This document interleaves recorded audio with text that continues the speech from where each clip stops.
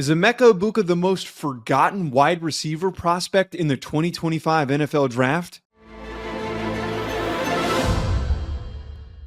Emeka Egbuka had an incredibly prolific college career, a very productive one for the Ohio State Buckeyes. Ryan, why does it feel like he's getting forgotten about in this class? Because he kind of plays a boring style a little bit, right? Like the cool things that Emeka Egbuka brings to the table are the nuanced things that we like to talk about, right? Like the coaches are really going to geek up about Emeka Egbuka because he runs good routes, because he is a crafty player. He understands blind spots. None of that, though, Joe, is sexy to like everybody that watches, right? Like he's not going to run the fastest 40. He's not going to jump out of the gym. He's not going to do some of these athletic feats that some of these freak shows are doing. But Emeka Egbuka just does a lot of things that makes him a really good football player. I really like Emeka Egbuka in this class because he does everything at a very high floor level. He just does, He checks all the boxes. He's got reliable hands. He's a good route runner. He's going to thrive in the slot. I'm surprised that we don't see more people talking about him as being a super worthy, super highly attractive receiver prospect in this 2025 class. We spend so much time debating, can Ted McMillan play as fast as his film indicates? Can Luther Burden improve his production? We had the debate about Matthew Golden. Is he good enough to maybe be wide receiver one? But here we are with Emeka Egbuka, who might even fall out of the first round and could actually maybe go on to be the most productive receiver in this class because of how reliable he could go on to become in an offense. I mean, but you just have to think about the guys you compared him to, right? We're talking about Ted McMillan, who's 6'5" and has a crazy catch radius. You're talking about Luther Burden, who's dynamite in space. You're talking about Matthew Golden, who, although he doesn't play 4.28s, he just ran 4.28 at the combine. Like, those are things that people like to get excited about and they like to talk about. They don't like talking about good route runners, Joe. They don't like talking about guys that understand spacing. They don't like talking about guys that know how to settle down into zones depending on what is developing in front of them from a coverage shell perspective. All those things are boring from a technical perspective, but all the things are also why Emeka Egbuka is probably going to end up being a perennial 900, 1,000-yard receiver on the next level, and he might never end up being a number one overall receiver for a team. But you know what I know is that he's going to be a good player without question. There's no boomer bust to Emeka Egbuka, which I think is why people don't think of him as like this exciting prospect. He is one of the highest floor overall players in this class. I know that he's going to be a good receiver on the next level without question.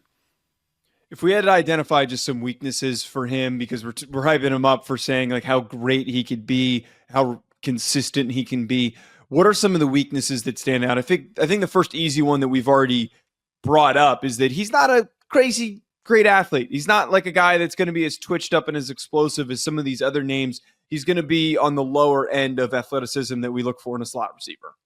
Yeah, I mean, he's a good athlete, right? Like, he's not a great athlete. He's not exceptional by any standards. He's going to be probably a high 4.4 to 4.5 flat type of guy, which is totally fine.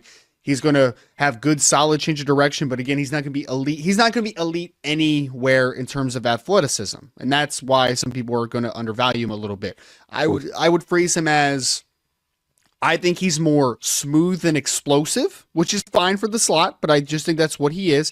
And I also think that we keep talking about the slot because he is a little bit role dependent on the next level. He can play outside some, but the majority of what he did at Ohio State and the majority of what he's going to do in the NFL level is separating from the inside. I don't think he's a guy that's going to run an incredibly advanced route tree outside. I don't think he's a guy that's going to make a ton of plays down the field. He is a slot-specific player who can play a little bit of Z, but I do think that role specificness is what is going to potentially limit him on the NFL level in terms of being a versatile playmaker. But again, that is part of what is also the attractive part of his game, is that he is very good at that one role. Now, anyone who remembers Emeka Egbuka as a recruit, jumping into his background, he was actually a higher rated recruit than Marvin Harrison Jr. was in the 2021 class. And before he got banged up in 2023, there was a chance that he would have been a first rounder in that draft class as well. He was the number one wide receiver coming out of the state of Washington in 2021. And he was the second highest rated recruit in the state of Washington, also the 9th overall rated recruit in that class. He was very highly decorated. He was very highly recognized. He goes on to be becoming the most productive Ohio State receiver ever. So he lived up to the hype to that degree. His career maybe wasn't as sexy as Marvin Harrison Jr., but he absolutely had lived up to every expectation that we were hoping for. I mean, at the end of the day, he was the leading receiver in Ohio State history, right? And there's a little bit of an asterisk because, like, a lot of those guys end up leaving after 3 years. At least a decent amount of them do. But overall, Joe, I mean, we're talking about a incredibly productive player who, like you said, if not for that injury a couple years ago, we're probably not even talking about him in this class. That actually helped him to be back for one more year for Ohio State in 2024 and eventually winning a national championship. But that class was pretty wild, man. He was a 5-star, like you said, but there were a ton of 5-stars according to 247 Sports Composite ranking. Quinn Ewers was the #1 recruit in that Ohio State class. You remember he reclassified and then went to Ohio State because he wanted to make some NIL money, but that's a conversation for another day.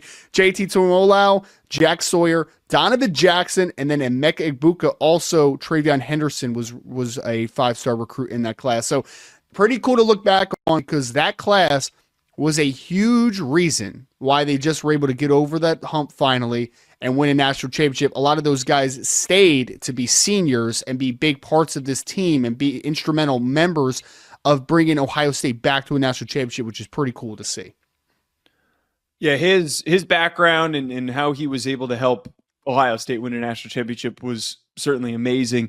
Juju Smith-Schuster is the pro comp that we're going with here. 2 big body guys that run great routes, that have great concentration in contested situations. Both are going to be most successful in the slot. I know that Juju's played a little bit of a different role since he's bounced around other teams, but where I thought he was amazing was early on in his career with the Steelers, where they were playing him a ton in the slot, and he was getting a lot of those over-the-middle opportunities to make plays.